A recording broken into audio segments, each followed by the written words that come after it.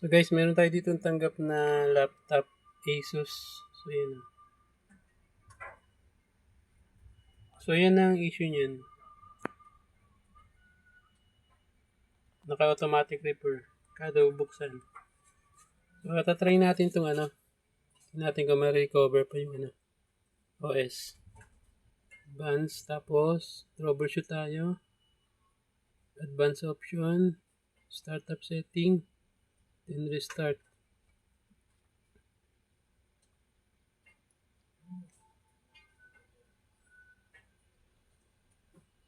So ganyan lang. Bumabalik lang. Bumalik ulit sa automatic repair.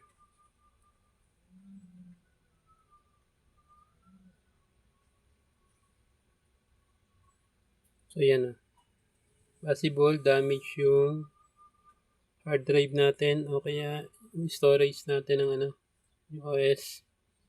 Possible corrupted yan. Kasi wala na tayong ibang option dito. Yun lang. Sana. Ito pwede rin. Try natin to.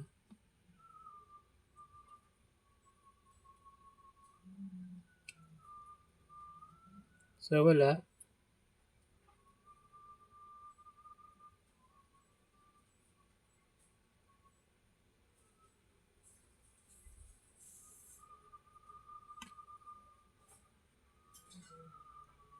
So wala. I-check natin ang nito.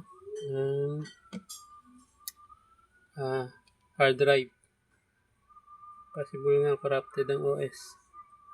So ito yung model ng laptop. So yun. X409F Asus. Model X409F. Yan po ang model number niyan. So yun guys, itatry muna natin itong i-reset yung PC. Punta lang tayo sa advance. Tapos troubleshoot. Reset this PC. So try natin to kung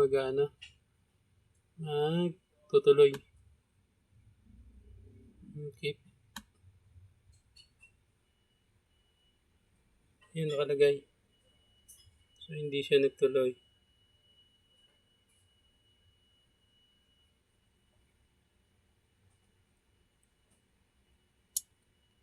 Try natin yung remove everything. Ayan, wala, ayaw. So hard drive talaga. So tatanggalin natin yung SSD nito. Naka SSD kasi ito. So yan guys, na ongoing tayo sa ongoing tayo installation ng OS. Ayan. So, hindi natin na-recover yung files. Kasi damage yung corrupted. Kasi kala ko damage din yung SSD. So hindi pala. So yan, malalaman natin to pagka natapos yung kanyang installation ng Windows. Nasa 14% na tayo. Antayin lang natin matapos yan.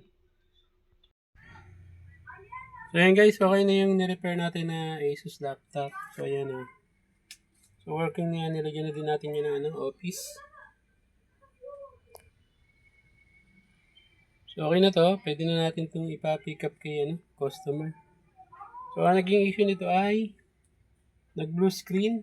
So nag-corrupt yung yung OS niya. So buti yung SSD is okay pa, 100% health.